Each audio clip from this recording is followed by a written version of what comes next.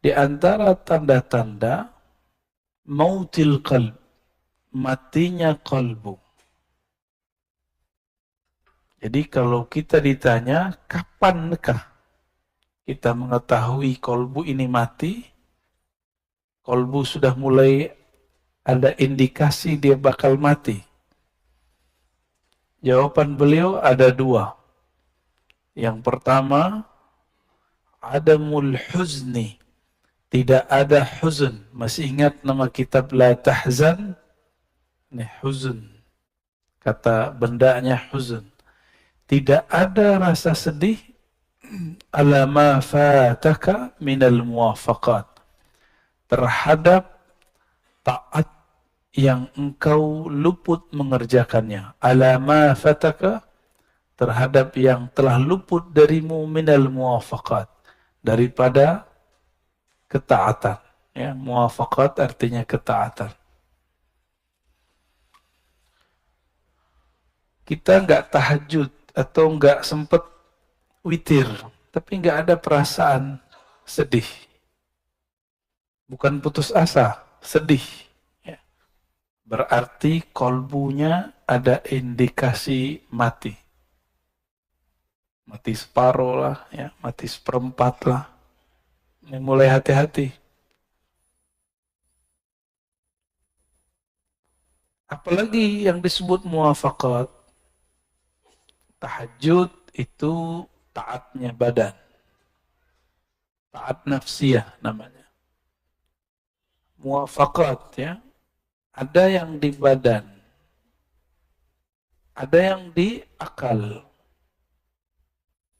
Kajian-kajian yang bermutu, kuliah-kuliah yang bermanfaat, itu amal juga, taat juga, tapi taat akliyah.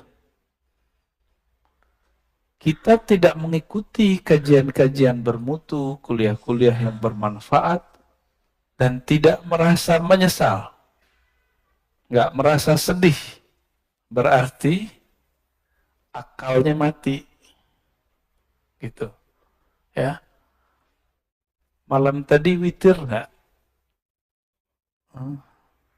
Witir itu kalau di torikot saya wajib, bukan fardu, wajib. Jadi saya membedakan fardu dengan wajib. Fardu 5 waktu. Kenapa disebut wajib? Karena Nabi SAW idza tarakahu qadah. Nabi jika meninggalkannya, Nabi mengqadanya. Dan mengqadanya lebih serius daripada salat-salat yang lain. Kalau salat lain itu masih ada opsi-opsi dari beliau. Dan wajib ini juga bisa diartikan sesuatu yang didisiplinkan. Jadi Nabi menqadha amal-amal sunnah yang sudah dibiasakan. Zikir pagi petang. Ketinggalan nama kita, diqadha enggak? Nah, zikir pagi petang ini sebenarnya ada tipsnya kalau kita lagi sibuk. Zikir pagi petang itu yang inti adalah subhanallah, alhamdulillah, la ilaha illallah, Allahu akbar, la haula wala quwata illa billah. Salawat 100. Semuanya 100. Antum lagi sibuk 10-10. Sibuk juga, yaudah satu napas deh baca 7 kali. Ya. Subhanallah, alhamdulillah, subhanallah. Yang penting ada zikirnya. Pagi, sore, pagi, sore, pagi, sore. Tapi kita sesibuk apa sih? Hah? Kayaknya punya kesibukan apa gitu. Adakah sesuatu yang lebih menyibukkan dari Allah Subhanahu wa ta'ala? Apakah ada sesuatu yang lebih besar daripada Allah Subhanahu wa ta'ala? Saya capek, saya nggak sempat witir. Ya salah. Ya. Bisa capek-capek untuk dunia, tapi tidak mau berlelah payah untuk akhirat. Wajar kalau nanti di akhirat jadi miskin. Karena di dunia tidak mau kerja keras untuk akhirat.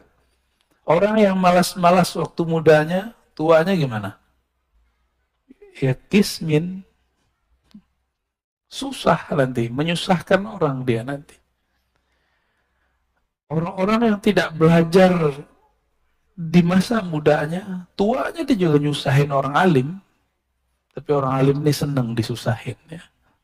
Seperti orang tua senang kalau anaknya manja. Selama dia masih sanggup. Tapi, apakah itu berlanjut terus? Maka wajar Al-Quran itu nggak bicara ibtaghi minat dunia, ibtaghi dunia. Enggak, cari dunia, enggak ada ayatnya. Yang ada cuma ibtaghi fima atakallahu daral akhirah. Yang kamu cari akhirat, yang kamu berlelah, bersusah payah itu akhirat. Maka temukanlah akhirat kita di dalam pekerjaan. Saya sering menyebutkan, Bapak Ibu, temukan akhirat di dalamnya. Ada akhirat di dalam kerja kita. Entahmu di dunia, jangan kamu lupa nasib. Nasib bahasa Arab artinya jatah. Al-Quran cuma mengatakan jangan lupa. Bukan berarti 50-50. Ini banyak juga ustadz nih nggak ngerti bahasa Arab, coba-coba nafsir. Ini dalil 50% akhirat, 50% dunia. Itu mentafsir dengan hawa nafsu. Dalam Al-Quran, siapa yang mentafsir birra'yihi, falitabawwa maq'adahu minan nar. Yang mentafsir sesuai dengan ra'yunya, hawa nafsunya, maka siap-siap tempat duduknya dari neraka, ya, dari api. Hawa nafsu itu bisa hawa nafsu diri, hawa nafsu kelompok. Ini hati-hati nih. Ini hari tanggal berapa? Ini banyak juga orang lagi rame nih. Ya. Saya sudah jelaskan di banyak kesempatan dan saya nggak mau ngulang di sini ya. Dan nanti jangan ditanyain ya Pak Mirwan ya.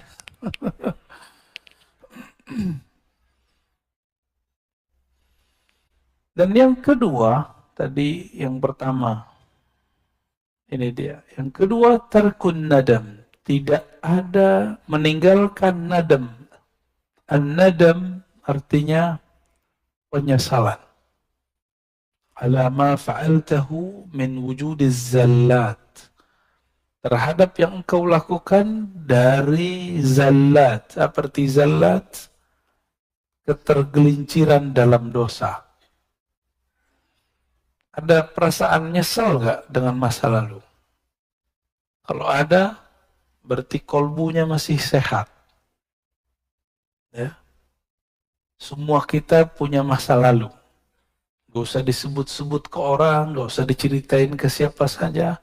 Cukup kisahkan itu kepada Allah. Yani ketika Nabi SAW mengatakan, an-nadamu taubah. Menyesal itu tobat. Jadi ruh dari tobat itu ada penyesalan. Ini bedanya dengan istighfar. Istighfar itu cuma minta dihapus. Tapi kalau taubah ada rasa menyesal. Jadi kayak kolbu kita remuk gitu rasanya. Kalau ingat kolbu yang keras langsung menjadi pecah. Air mata pun bisa mengalir. Air bulu roma pun berdiri kalau ingat.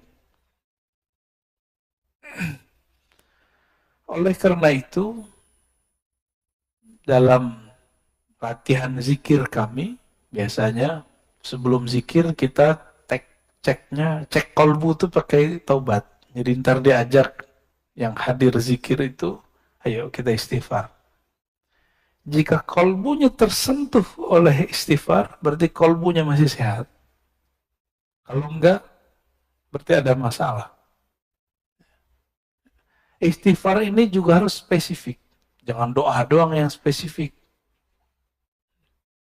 Ini kan beberapa ustadz mengajarkan jamaah doa yang spesifik. Oke, sebelum kamu doa yang spesifik, istighfar juga spesifik. Jadi sebutkan kepada Allah, ya Allah saya punya dosa ini. Dalam hati kita ngomong. Nah itu yang disebut ngaku, menyesal. Ya. Dan saya yakin yang hadir termasuk saya yang berbicara ini Tidak ada yang dijamin dari maksiat. Dulu, sekarang, nanti. Kita nggak tahu ya. Oleh karena itu, buang-buang jauh rasa diri ini suci. Berarti kalau begini, orang-orang yang merasa sok suci, itu kolbunya mati. Walaupun zahirnya taat.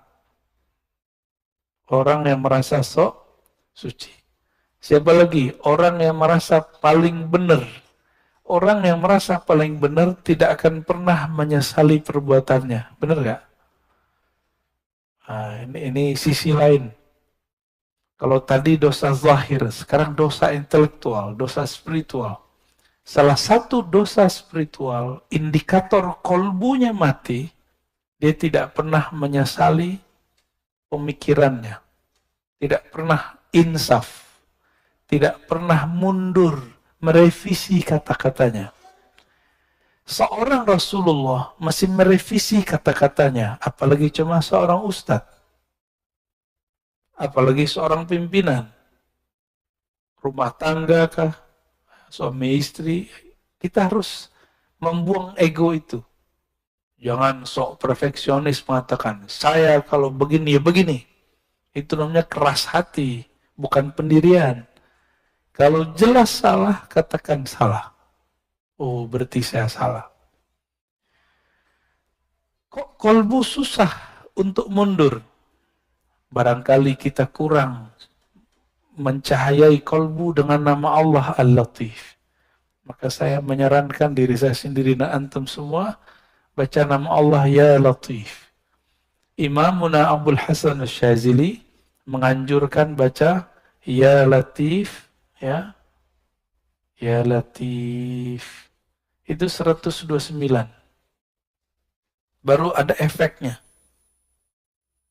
Ya Latif, Ya Latif, Ya Latif. Wahai yang maha lembut. Wahai yang maha halus. Mata dipejam, dipanggil Allah dengan hati. Dan rasakan kolbu kita akan lama-lama lembut, lembut, lembut, lembut. Ya. Nanti antum akan gampang minta maaf. Jadi orang yang susah minta maaf, tuh ya latifnya kurang. Ya, ini biasanya nih, ibu-ibu ya, selalu benar ya, kata bapak-bapak. Tapi saya ketemu kok perempuan yang gampang minta maaf. Tapi kalau kata kawan kita, kelar loh sama perempuan. Tapi itu bukan diskredit perempuan ya. Mungkin perempuan ini terlalu halus. Wallahu a'lam bishawab. Nah, tapi Allah yang lebih halus, yang maha halus, pun menyebut dirinya afuun, ghafurun, ghafarun. Ghafurun, ghafar. Allah menyebut dirinya afu, maha pemaaf. Kenapa kita gak pemaaf? Saya heran ada tokoh agama ngomong kalau kita disakiti, kita balas lebih jahat lagi. Kalau ada orang berbuat baik, kita balas lebih baik. Itu setan ngomong begitu. Separuh benar, separuh salah. Kalau ada orang menyakiti, tidak balas menyakiti, itu baru waliullah. Ya, kita dihujat nggak balas menghujat, ente wali. Wali Allah kan la yakhafuna laumata laim. Dia tidak takut cacian orang yang mencaci. Karena dia sibuk kolbunya dengan Allah. Mau orang caci maki, mau orang puji, kolbunya sibuk dengan Allah Subhanahu wa ta'ala. Ketika ada orang memujinya, dia memulangkannya kepada Allah. Jika ada orang mengkritiknya, mencacinya, maka dia pulangkan ke dirinya. Oh, mungkin aku yang buruk ya Allah. Mungkin ini teguran darimu. Maka seorang kekasih Allah, jikapun dia dicaci, dia dimaki, dia dikata-katain, dia tidak lihat antum yang ngata-ngatain.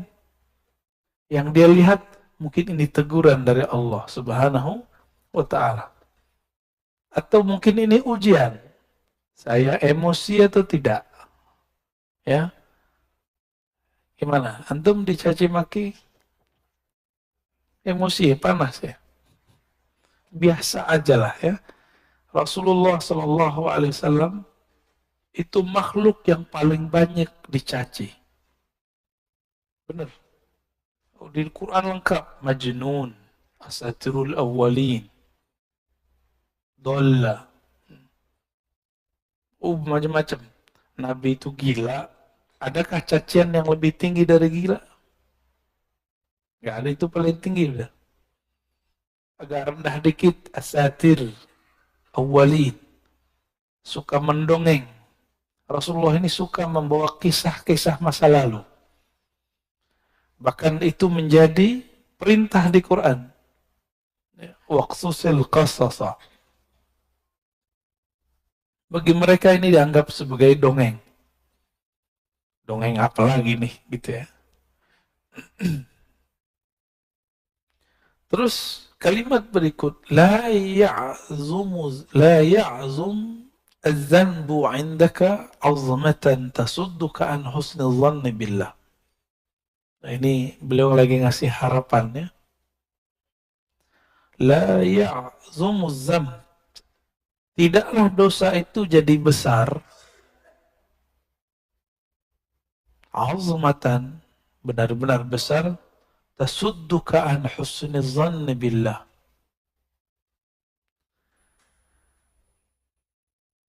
Jika engkau menghadapkannya dengan husnuzon kepada Allah Subhanahu wa ta'ala. Fa inna man 'arafa rabbahu istasghara fi janbi karamihi dzanbah. Orang-orang yang kenal Allah, maka di sisi Allah dosanya jadi kecil. Ini ilustrasinya gini. Kalau kita punya cucu, punya anak, punya saudara, punya teman, nyenggol di jalan, atau jatuhin gelas di rumah, dia tamu kita, tamu teman lama, atau anak sendiri, jatuh gelas, digampar nggak? Minta ganti nggak? Anak sendiri, atau teman dekat, tamu. Tapi kalau bapak lagi masuk ke resto, ibu lagi masuk ke resto, mecahin gelas, ganti nggak? Karena nggak kenal transaksinya, saya beli, ya saya bayar, saya jual gitu. Nggak kenal, coba kalau kenal, digratisin nggak? Gratisin. Beberapa kali kita makan di mana digratisin. Pos mau bayar, udah ada yang bayarin pak. Ternyata sohibnya, ya. Ternyata sohibnya di samping kita nggak kenal, tapi dia kenal sama teman-teman saya, nggak jadi bayar. Enak, tapi jadi nggak enakan. Mau datang lagi, wah nggak bayar nih. Jika kita kenal seseorang, dia berbuat salah, kita maafkan. Jika kita hubungannya, kita penjual, dia pembeli, kita gratiskan. Kalau antum kenal Allah, surga Allah nggak jual, Allah kasih. Tapi orang yang tidak kenal Allah, dia memikirkan, dia membayangkan bahwa dia sedang beli surga. Ya, antum mau beli surga dengan salat subuh tadi yang nggak khusyuk itu. Ya, dengan zikir-zikir yang kacau balau itu, dengan tahajud yang tidak disiplin, mau beli surga, yakin. Dengan sedekah yang terbersit, ingin ditambahkan 70 kali 700. Sholawat, pengen beli mobil. Yang kayak gitu mau beli surga. Ngaca dulu kita ya. Kita ini selalu berpikir kepada Allah itu transaksional. Betul, Allah itu kadang-kadang berbicara kepada hamba dengan cara transaksi. Hal adullukum ala tijaratin tunjikum min adzabin alim. Tapi ini bukan tijarah bisnis antara makhluk dengan makhluk. Ini kita dengan Khalik. Maka kata tijarah di situ jangan diartikan bisnis. Jangan diartikan transaksi. Saya beli surgamu ya Allah dengan sholat. Ngaca dulu. Kita bisa tahajud karena Allah yang membangunkan. Benar nggak? Benar? Atau antum bangun sendiri? Cobain aja alarm 10 kali. Kalau Allah bilang nggak bangun, nggak bangun. Benar? Beberapa kali kita begitu. Nabi SAW sendiri pun tidak memiliki dirinya. Ketika beliau katakan kepada Bilal, "Hai Bilal, tolong jaga." Bilal mengatakan, "Siap." Karena ini lagi di luar, lagi habis perang. Lupa mengatakan insya Allah. Tertidurlah Nabi dan para sahabat. Bilal tertidur ketika bersandar dengan tongkatnya. Itu Rasulullah. Rasulullah aja nggak bisa ngelawan. Nah ini juga bukan menghibur antum yang tiap hari telah bangun ya. Jangan salah paham. Enak amat. Ini kata kunci. Man arafa rabbahu. Siapa yang kenal Allah, maka istasghara, menjadi kecil di sisi karamih. Ada kata kuncinya. Karam. Kemuliaan, kemurahannya. Karena Allah ini pemurah, Allah ini kaya. Maka kesalahan kita dianggap tidak salah. Tapi kenal dulu. Ada orang gak percaya kalau kita ingat Allah, Allah ingat kita. Kalau kita salawat ke Nabi, Nabi kenal kita. Ada yang gak percaya, Pak? Ya, aliran macam apa itu? Kolbunya sejahil apa itu? Nabi mengatakan, "Man shalla alayya sallallahu alaihi asyara marrat." Yang salawat kepadaku sekali, Allah bersalawat kepadanya 10 kali. Orang yang mengucapkan salam kepada Nabi, Nabi mengatakan, "Raddallahu alayya ruhi." Allah kembalikan rohku. Fa'arudda hatta arudda alaihi salam. Lalu aku membalas salamnya. Berarti Nabi kenal gak? Nabi kenal. Dalam hadis yang sahih riwayat Imam Bukhari, bahwa Nabi SAW mengatakan, "Inna a'mal ummati uridat alayya." Atau uridat alayya a'malu ummati. Amal umatku ditunjukkan kepadaku. Nabi kenal sama kita. Ada seorang sahabat yang sirru Rasulullah, sirnya Nabi, ketemu dengan sahabat lain. Begitu juga Salman ketemu sahabat yang lain. Dan mereka kenal, padahal belum pernah ketemu. Apa kata sahabat nih? "Arafa ruhi ruhak." Rohku kenal rohmu. Jadi sahabat-sahabat udah bicara ilmu roh dulu. Kita yang udah telat ya. Sampai sekarang orang masih bertanya, "Wah, nabinya gak dikasih kok tentang ilmu roh." Itu salah tafsir. Yang tidak diberi itu ahli kitab. Coba perhatikan. Yas'alunaka 'anir ruh. Mereka bertanya kepadamu mengenai hakikat alif lam ar-ruh. Ya.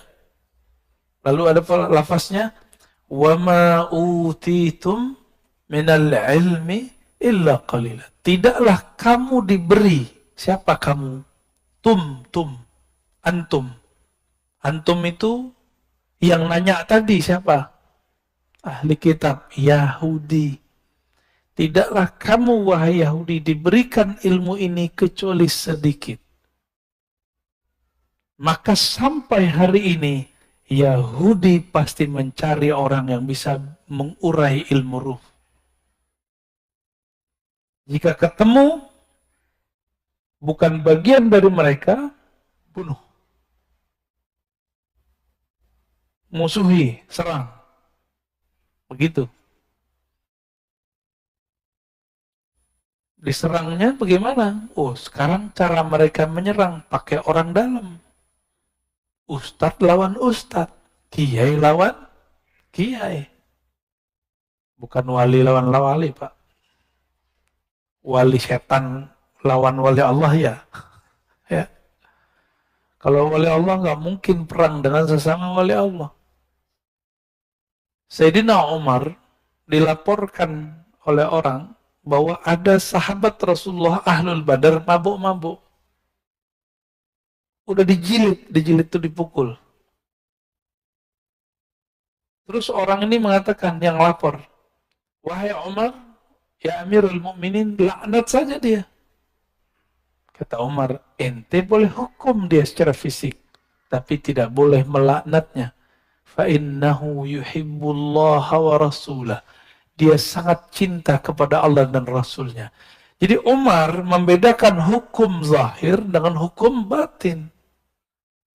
Hukum zahirnya kalau dia salah dihukum, diiqab, kena sanksi. Tapi batinnya kita nggak boleh main. Batinnya urusan dia. Umar ngerti apa kata Umar. Hati dia cinta kepada Allah dan Rasulnya. Yang laporin ini yang masalah nih, hatinya gak hidup ini. Fa inna man arafa rabbahu, ya. Siapa yang kenal Allah, istasghara, maka di sisi Allah menjadi kecillah zanbah, dosa-dosanya. Maka ada ungkapan dalam sebuah riwayat, man nazarallahu ilaih lam yu'azibhu abadan. Siapa yang Allah pandang dia sekali saja dengan rahmatnya, maka Allah tidak akan menyiksanya selama-lamanya. Maka orang-orang Ahlul Badar ini kan dipandang Allah sekali waktu Badar. Allah tidak akan pernah menyiksanya. Umar tahu itu, maka Umar tidak berani bermain hukum batin, hukum rohani. Dia cukup main hukum zahir. Ya. Itu peminum loh Pak. Pemaksiatnya zahir, nggak ada urusan sama politik. Ya. Sayyidina Umar beda pilihan, beda sikap dengan Ali. Mereka jontok-jontokan. Tapi dalam bab kemaslahatan, Umar dan Ali sepakat. Suatu kali Umar Ibn Khattab radhiyallahu ta'ala anhu ingin keluar kota, memimpin pasukan langsung. Datang Ali pakai kuda. Apa kata Ali? Ya Amirul Mukminin, jika engkau mati di tengah jalan, lalu siapa yang ngurus Madinah? Ini tanda Sayyidina Ali tidak nafsu jadi khalifah. Tidak seperti yang diklaim banyak orang. Ini hadis sahih. Apa kata beliau? Jika kamu nanti perang dan engkau mati di tengah jalan, engkau mati di medan juang, lalu yang urus kami siapa? Kami masih butuh engkau, wahai Umar. Kira-kira begitu.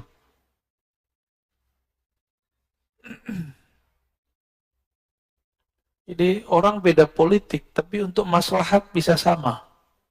Antum sudah berapa tahun nih beda politik, kok sampai sekarang masih tengkar aja, ya? Katanya ngaji hikam, ya. Ngaji hikam tapi hati masih keras. Lembutinlah hati sedikit, ya. Baik.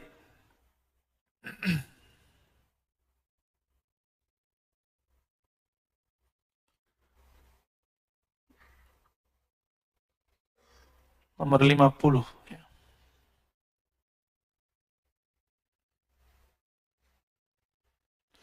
La saghirata, tidaklah dianggap dosa itu kecil, idza qabalaka adluh, jika engkau datang kepada Allah lalu dia menuntutmu dengan keadilannya.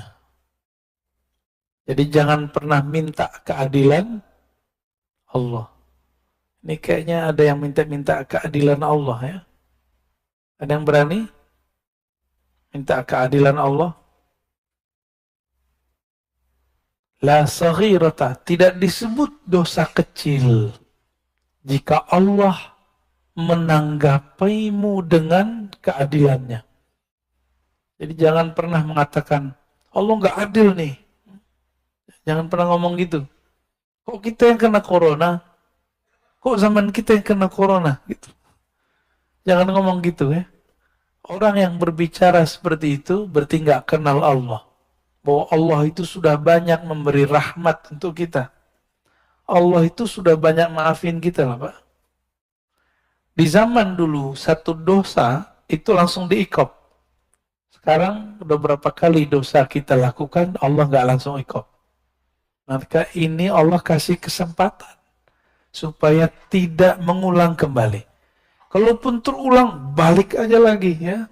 Jangan kemudian putus asa. Tidak ada kata putus asa kepada Allah. Ini dia adil.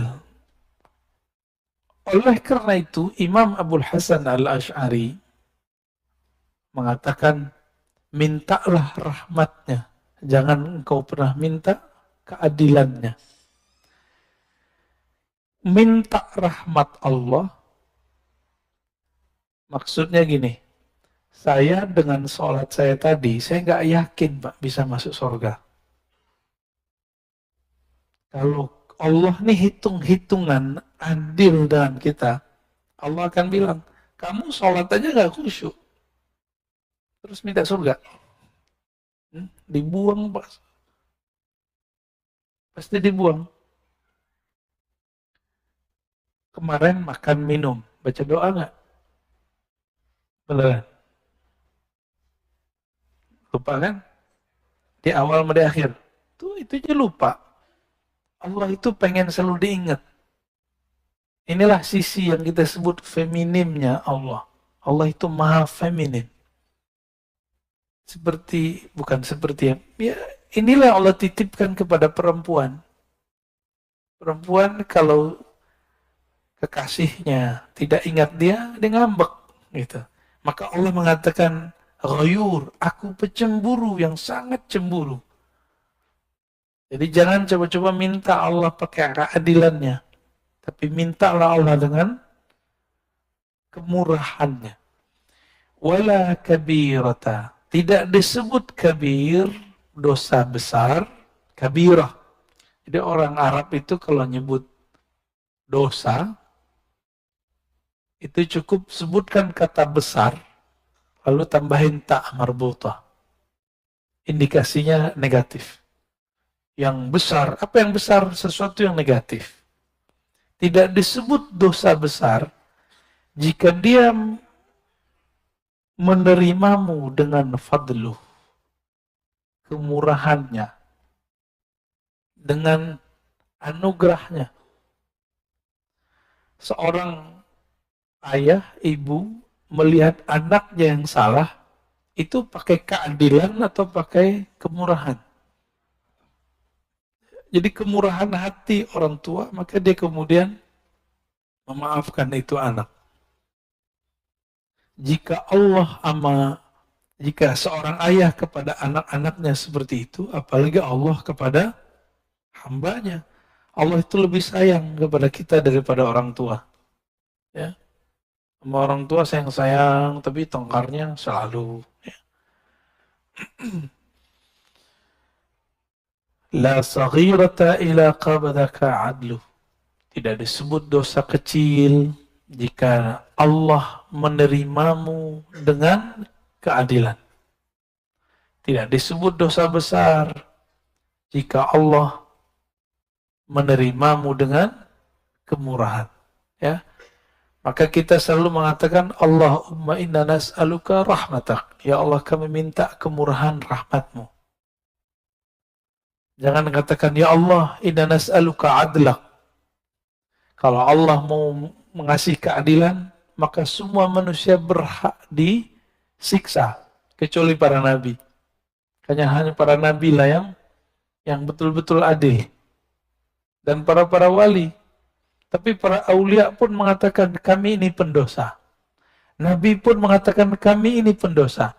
Seorang nabi mengatakan, tidaklah masuk surga seseorang kamu kecuali dengan rahmatnya, bukan dengan keadilannya. Kalau dengan keadilan ditimbang dulu amalnya. Nah, ini rahasia sebenarnya.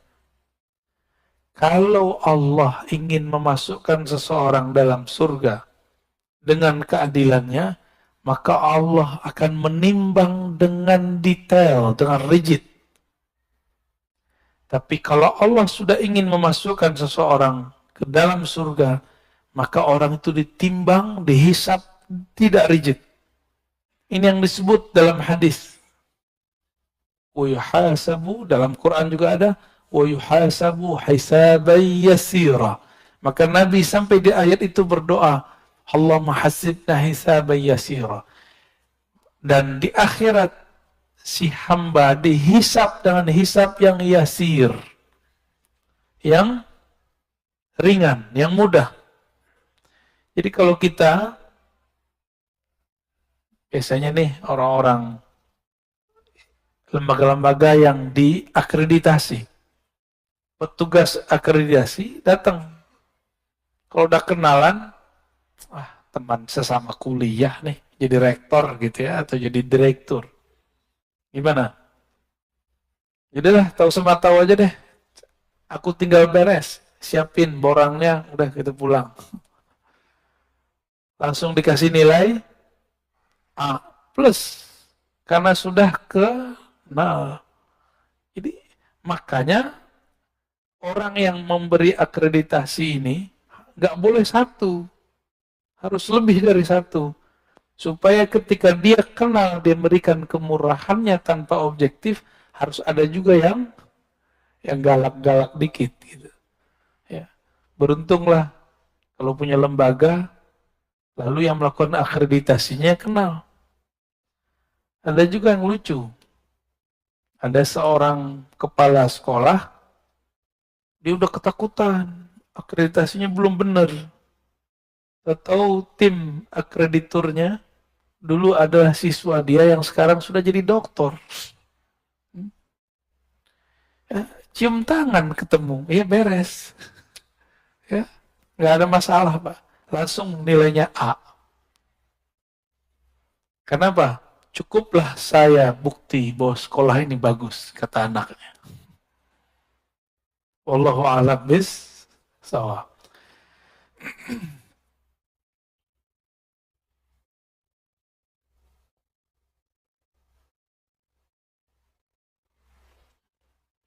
Masih lanjut. Semangat amat ya. Oke, kita lanjut ya, 51. Ini kayaknya hikam terbanyak nih. Ya. La amala arja lil qulub min amalin yaghibu anka syuhudu. Nah ini kayaknya salah ketik ya. Ini kalau bersanad tahu Pak di mana salahnya. Kalau nggak bersanad nggak tahu. Ini kelirunya di sini. Lil qabul. Ini bahasa Arabnya lil qabul. Kebalik sama dia ya. Tidak adalah amalan yang diharapkan untuk lebih diterima. Qabul. Qabul bahasa Arab. Para masyaikh, para habaib kalau penutupan pengajian, penutupan doa, qabul gitu ya. Gabul. Kalau habaib hadrami ngomongnya gabul. Kalau kiai-kiai yang fasih bahasa Arab, qabul. Qabul diterima. Nggak tahu entah cocok logi entah apa, nasinya namanya kebuli. Ya. Sepertinya cocok logi yang cocok ya. Tidaklah ada amalan yang lebih cepat diterima oleh Allah min amalin, melebihi satu amalan. Amalan yang mana? Yaghibu anka syuhudu. Ini cara nerjemah. Kalau ada yang bisa bahasa Arab, ini kata kerja, ini fa'ilnya, yang bekerjanya. Dahulukan ininya subjek, ini predikat. Jadi dalam bahasa Arab dibalik-balik. Amalan yang penyaksianmu terhadap amalan itu yaghib, hilang. Maksudnya apa? Kamu sholat tapi tidak merasa dirimu lah yang sholat. Kamu sedekah, kamu merasa itu adalah harta dari Allah. Kamu guru sukses mendidik murid, bukan kamu yang merasa dirimu sukses mendidiknya. Tapi itu adalah titipan dari Allah, dan Allah lah yang mengupgrade jiwanya. Kamu punya jasa, ngurus masjid, bangun yayasan, bikin pesantren, tapi kamu tidak memandang kamulah yang beramal. Nah, ini pesan juga untuk para pengurus masjid ya. Biar nggak makan hati amat ya. Pak Miran udah pensiun ya? Waduh.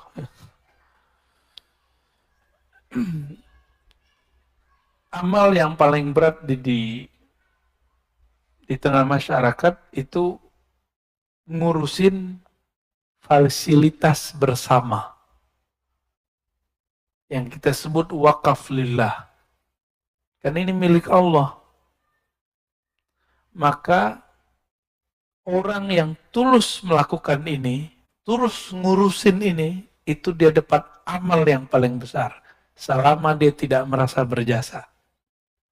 Jadi jangan ada yang ngomong, kalau bukan gua nih yang ngurus masjid, masjid nggak jadi, nggak jalan. Itu langsung dicoret, Pak. Ya, berarti kita memandang diri kita beramal. Sedangkan di sini Ibnu Athaillah mengatakan ciri-ciri amalan yang langsung diterima oleh Allah. Kamu tidak memandang kamu beramal. Jika kamu khidmat, kamu tidak memandang kamu khidmat. Jika kamu takmir masjid, kamu tidak memandang dirimu punya jasa. Jika kamu seorang kiai, guru, semuanya, kamu tidak memandang kamu yang pintar. Ya, kalau nggak saya nggak jadi nih. Kalau kiai lain lagi, kalau bukan saya ngajar pasti sepi, pasti santrinya nggak beres. Itu perasaan-perasaan begitu. Dia sedang mengambil hak-hak Allah Subhanahu wa Ta'ala. Yang berhak ngomong begitu cuma Allah. Dan dulu para sahabat Nabi radhiyallahu ta'ala anhum, ketika mereka perang Khandaq, perang Khaybar, ada 3 perang. Itu ada namanya Amir ibnul Aqwa. Itu baca syair. Begitu juga Abdullah bin Rawaha. Apa syairnya sama? Laulaka anta ma sallayna mahtadaina.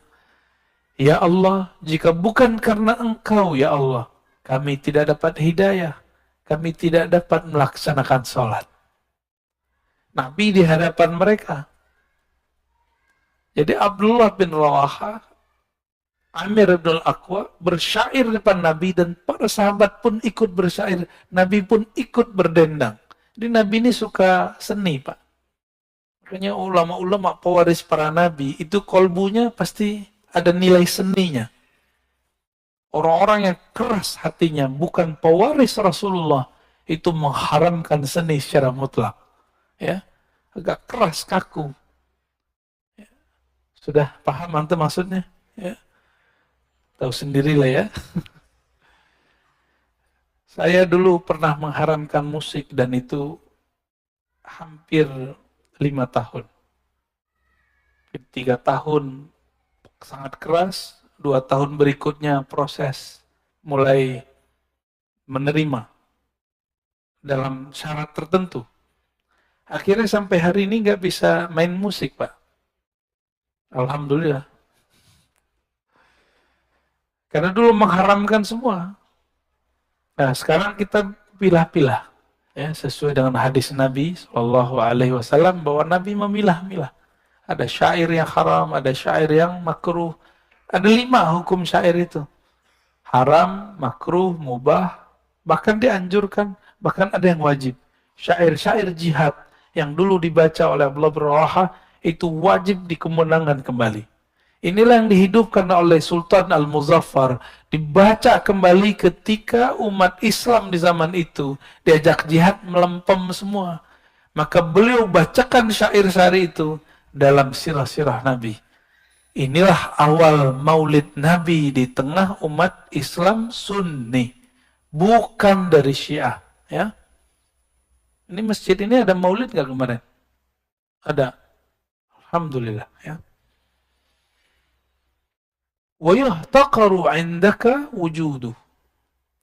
Dan dianggap remeh di sisimu wujud amalmu. Nah, ini ciri-ciri orang yang amalnya diterima dua aja. Dia tidak memandang beramal dan memandang jasa-jasanya kecil. Dua aja. Nah, kita masuk yang mana? Ya. Saya kaget di beberapa masjid itu pengurus-pengurus lama itu ngomong, Ustadz, naik tuh alisnya. Kalau bukan karena saya, ini masjid tidak jadi. Ya salah. Ini masjid Allah, ente nggak ada juga Allah jadiin ya. Cuma nggak mungkin saya ngomong begitu sama dia kan. Ya tersinggung dia. Sebenarnya saat itu saya tersinggung.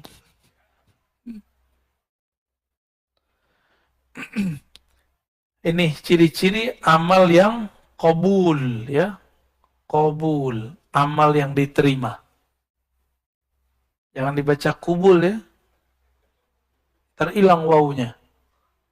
Kubul tempat keluar berak tuh. Ya. Nauzubillah, jangan salah baca ya. Inilah yang disebut dalam ilmu ma'rifatullah fana fillah. Yang orang sering nyebut fillah, bener gak? Gaya kayak ngerti aja ya. Sering nyebut begini ya. Fillah, lillah, billah. Kalau nggak ngerti, gue jangan baca lah, malu kita. Ya, lillah aja, gampang. Fillah jangan sebut. Fillah ini berat.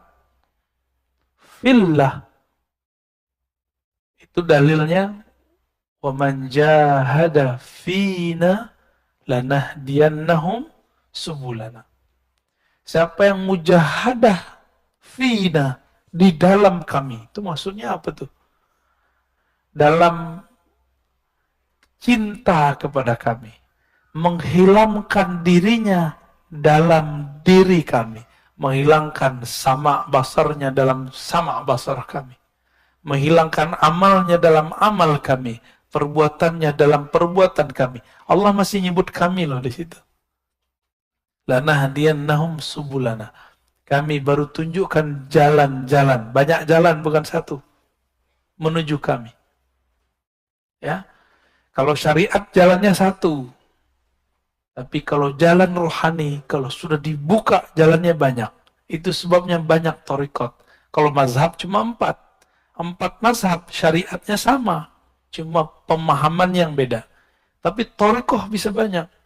Thariqah sufi, thariqah para aulia. Karena dalil tadi, lanahdiyannahum sumulana. Ini pakai lam taukid dan nun taukid. Sungguh benar-benar kami akan tunjukkan jalan-jalan kami. Jadi banyak jalan menuju Allah. Siapa yang dia mendapatkan itu? Orang yang lebur, tidak memandang amalnya. Kita menyebutnya fana fillah. Fana, tenggelam, karam dalam Allah. Orang kalau sudah benar cintanya, egonya habis. Ini suami istri, mohon maaf ya yang sudah menikah. Antum belum benar-benar mencintai kekasih kalau masih merasa berjasa. Kalau masih butuh kata-kata terima kasih. Walaupun sehari-hari kita harus begitu. Kalau masih belum percaya dengan pasangan kita keluar, mulai ada kekhawatiran. Ntar dia digoda ini, ntar dia ngelirik ini.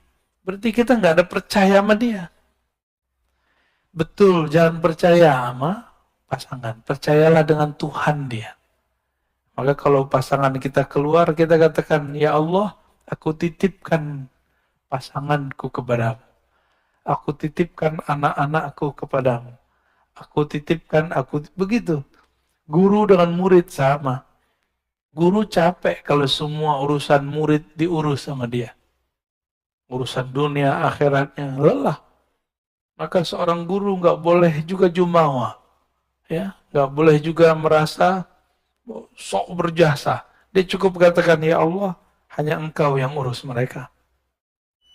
Bapak ini kan banyak pengalaman rohaninya, juga banyak bebal rohaninya. Ya. Itu kalau satu-satu saya harus dengerin curhatnya, telinga saya hilang sebelah kali Pak. Ya. Nggak mungkin. Maka Bapak curhatlah kepada Allah. Saya pun mendoakan semoga kita diterima oleh Allah Subhanahu wa Ta'ala. Udah syuruk Pak. Jadi ciri-ciri amal diterima apa?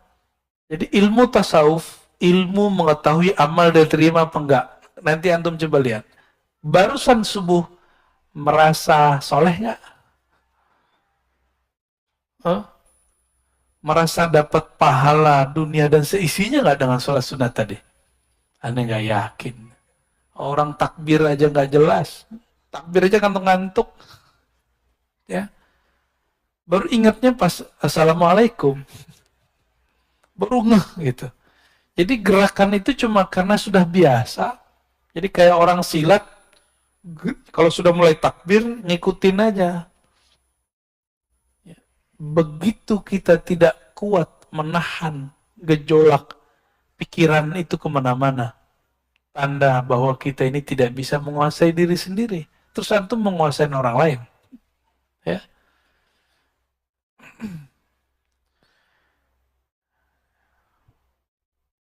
Kita tambahlah dikit ya. Innama aurada alaika al-warid. Ini ada istilah namanya warid. Ada wirid, ada warid. Ini dua ya. Ini dua hal yang beda. Apa arti warid? Nah, dari warid kita mulai. Warid itu anugerah rohani yang Allah berikan. Bahkan tidak hanya rohani, juga materi. Itu warid. Orang-orang ahli hikmah. Ahli hikmah ini bukan hikmah yang hikmah rohani, tapi hikmah kebatinan. Mereka mencari warid dengan mencari kesaktian. Baca ini, kamu begini. Maka muncullah ada mahabbah Sulaimaniyah, ilmu pelet Sulaiman. Bacanya ayat supaya orang tunduk. Apalagi ada namanya pukulan sakti. Itu dibaca ke tangan, inna batsya rabbika lasyadid, tembus. Taruh tangannya kalau mukul orang kayak Nabi Musa. Sekali pukul mati. Antum mau yang begitu? Mau yang begitu? Nanti kalau perang sama Dajjal boleh. Kalau sekarang masa mau temenan sendiri? Oke, nggak segama sama saya. Nggak segama, kan masih sebangsa. Ya? Masih senegara. Atau masih sesama manusia.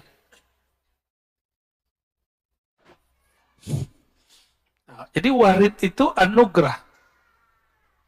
Wirid itu amal yang dirutinkan. Apa arti wirid? Nah, warid bisa jadi bukan berarti kesaktian, ya.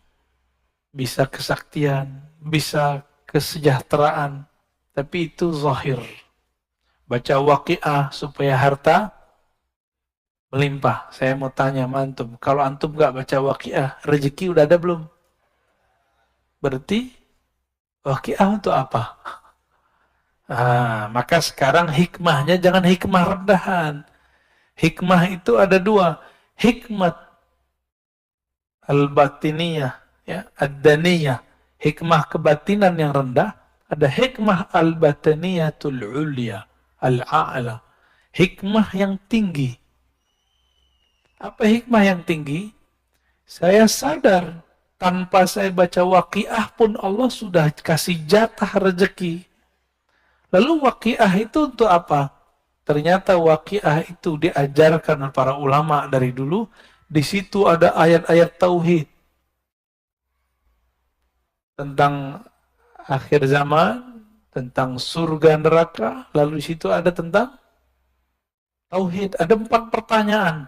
Paham di situ, orang akan mengerti hakikat rezekinya. Disitulah baru rezeki terasa lancar. Itu rahasia alwa ya. Arti wirid apa arti wirid tadi? Amalan yang sudah dirutinkan, diulang-ulang-ulang. Ya. Orang awam berpikir saya beramal lalu saya diberi anugerah. Tapi orang yang kenal Allah berpikir anugerah itu turun sehingga saya dapat beramal. Beda. Karena ada anugerah nikmat batin dari Allah, nikmat Islam, iman, ihsan, kita bisa bangun dan kita bisa ngaji pada pagi ini. Benar. Jadi antum bisa bangun pagi ini, itu karena 3 nikmat tadi. Islam, iman, ihsan. Kalau nggak ada nikmat ihsan, nggak akan tahan. Ya. Bangun jam berapa tadi Pak? Ada yang jam 2, ada jam 3. Ya. Yang ini tadi itu ngantuk-ngantuk gitu. Jam 1 dia bangun tadi tuh. Mau nemenin saya jam 1 dia bangun. Paling jauh nih Pak, nggak tahu. Antum ada yang lebih jauh nggak? Bekasi. Hah? Bekasinya nggak tahu, ujung kali ya. Jadi kita diberikan nikmat. Dengan nikmat itu kita bisa taat. Ini rumus orang arif billah, orang kenal Allah. Tapi kalau orang jahil billah, dia taat, merasa taat, lalu dengan taat itu dia merasa dapat nikmat. Ini kalau saya nggak sholawat nih, masjid nggak rame. Ada yang ngomong gitu nggak? Hah? Ini pesantren kalau saya nggak baca Quran nih, nggak ada cahayanya. Cahaya itu turun dahulu ke dalam hatimu, baru kamu bisa baca Quran. Jangan dibalik. Karena nur itu jatuh ke dalam kolbumu, barulah kamu bisa bangun di pagi ini. Baru bisa kemudian mendengarkan taklim. Kira-kira seperti itu ya. Jadi jangan GR. Nah, maka dikatakan di sini, innama aurada alaikal warid. Allah memberikan warid litakuna bihi alaihi waridan, supaya kamu dengannya warid itu, dengan anugerah itu, alaihi terhadapnya waridan, datang. Ini waridan di sini artinya datang. Warid yang pertama artinya anugerah. Tuh, beda satu jumlah, satu kalimat, lafaznya sama, artinya beda. Kalau nggak bersanad, nggak bisa paham. Inilah nikmat bersanad. Kita bisa memahami sesuatu tanpa perlu keliru ya. Jadi warid yang pertama, anugerah rohani. Warid yang kedua, kamu datang kepada Allah SWT. Nah, tadi saya mengatakan apa? Karena nur itu turun kepada kita, kita bisa sholat tahajud. Bukan karena kita tahajud, kita dapat nur. Gitu ya. Nur apa yang ada di kolbu? Ternyata disebutkan di dalam surat At-Taghabun. Siapa yang percaya kepadanya. May yu'min billah. Percaya aja sama Allah. Allah akan bimbing kolbunya. Bimbingan kalau nggak pakai cahaya, nggak bisa. Ya. Allah kasih nur. Coba Bapak Ibu, kalau nggak ada cahaya, bisa lihat nggak? Nah, cahaya batin itulah anugerah hidayah dari Allah Subhanahu wa Ta'ala. Inilah nikmat yang mesti kita syukuri. Ini terakhir ya.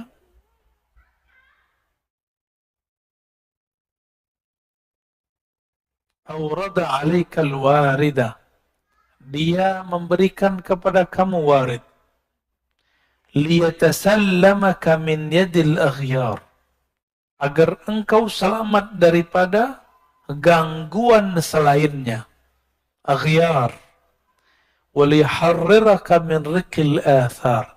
Lalu membebaskan kamu, memerdekakan kamu dari penjara, tawanan, athar. Alam semesta. Maksudnya gini. Allah itu berikan kamu anugerah rohani supaya tidak bergantung kepada guru, supaya nggak bergantung kepada obat, makanan. Kita tetap berguru, kita tetap minum obat, tapi yang kita minta kepada Allah hidayah. Ketika minum obat, gantungnya ke Allah. Apa yang kita gantungkan? Aku meminta kesembuhan darimu ya Allah. Sehingga nanti jika obat habis, nggak panik. Karena kesembuhan dari, sehingga jika guru mati wafat, innalillah wa inna ilaihi rajiun, nggak goyang. Ya, maka saya mengajak kepada para guru, para kiai, para mursyid, para murabbi, jangan buat murid-murid itu bergantung kepada kita. Jangan buat murid-murid bergantung kepada sosok kita. Tapi buatlah murid terlatih dengan amal-amal. Amal fikriyah, amal fikrah, amal qalbiyah, amal qalbu. Lalu amal badaniyah, amal badan. Syukur-syukur jika ada amal ruhiyah, ma'rifatullah. Jadi jangan bergantung kepada kiai, kepada guru. Guru manusia, jangankan guru, Rasulullah pun wafat. Benar. Rasulullah udah wafat kan? Hanya Nabi Isa, Nabi Khidir, Nabi Ilyas yang masih hidup. Nabi Khalid itu dikubur, dia pesan. Nabi Khalid bin Sinan, ada Nabi Khalid bin Sinan. Beliau pesan kepada kaumnya, jika aku dikubur, tolong nanti digali lagi. Setelah kalian gali, aku akan hidup kembali. Nabi Khalid. Jadi Nabi Khalid itu belum mati, Pak. Maka sekarang di alam barzakh, Nabi Khalid itu masih aktif. Ya. Begitu imam-imam kita menjelaskan, Ibn Arabi dan imam-imam yang lain. Nabi Khalid bin Sinan. Jadi masih ada Nabi di alam. Nah, itulah yang diungkap dulu oleh Allah yarham al-Habib. Siapa yang baru meninggal itu, yang majzub juga, Ja'far al-Kaf, ya. Antum percaya atau tidak, dia mengislamkan orang di dalam kubur. Itu ilmu asrarnya Sayyidina Khalid alaihissalam. Jadi kalau nggak lapor ke Sayyidina Khalid, nggak punya koneksi rohani kepada beliau, nggak akan bisa mengislamkan orang dalam kubur. Sulit dibayangkan pakai akal, karena ini bukan wilayah akal, ini wilayah rohani. Jadi jangan usah dipikirin ya. Ya. Banyak orang mikirin, akhirnya mereka nggak percaya dengan kajian kita. Apa kata mereka? Belum dengar utuh. Ar-Razi ini mempercayai ada orang gila jadi wali. Ya salam ya. Kapan kita bilang orang gila jadi wali? Pernah nggak antum dengar saya mengatakan orang gila jadi wali? Ada nggak? Jangan-jangan yang bilang dia gila tuh gila ya. Gak ada kita pernah mengatakan itu. Kita mengatakan ada kekasih Allah, kolbunya bercahaya, dengan cinta Allah, ketutuplah akalnya. Orang-orang melihat dia gila, dia bukanlah gila. Lalu siapa yang tahu dia bukan gila? Sesama wali. Sesama kekasih-kekasih Allah atau murid-muridnya wali. Itu udah Allah yang atur memang. Ya. Habib Ja'far masih ingat gak? Kalau baca Fatihah nggak jelas, Al-Fatihah, itu orang kalau nggak ngerti, Pak. Ya, masa walinya aswaja begini nih ya. Nah, kira-kira begitu. Jadi semua yang kita lihat zahirnya belum tentu seperti yang terlihat. Banyak kok yang kelihatan baik, batinnya rusak. Banyak yang kelihatannya rusak, ternyata batinnya bagus. Mulailah semenjak hari ini, pagi ini, melatih sir rahasia di kolbu ini, memandang orang dengan kebaikan.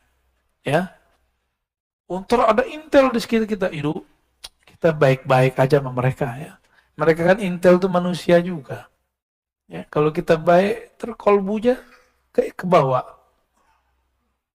Insya, insya Allah. Intel yang bahaya itu intel setan. Ya. Kalau intel dunia mah, ya masih gampang Pak. Intel setan nggak bisa berubah. Kerjanya ngadu domba. Nanti dia bawa, setan tuh tubuh manusia. Nanti datang ke ustadz apa, diceritakan yang bukan kita, tapi si ustadz tuh nanti benci kepada kita. Berhasil lah. Menjawablah ini dua ustadz. Tengkarlah, umat pusing. Seneng gak setan? Antum mau kami begitu? Jadi jangan adu-adu kita ya. Gak mau kan jadi intel setan? Oke. Baik Bapak Ibu yang melakukan Allah,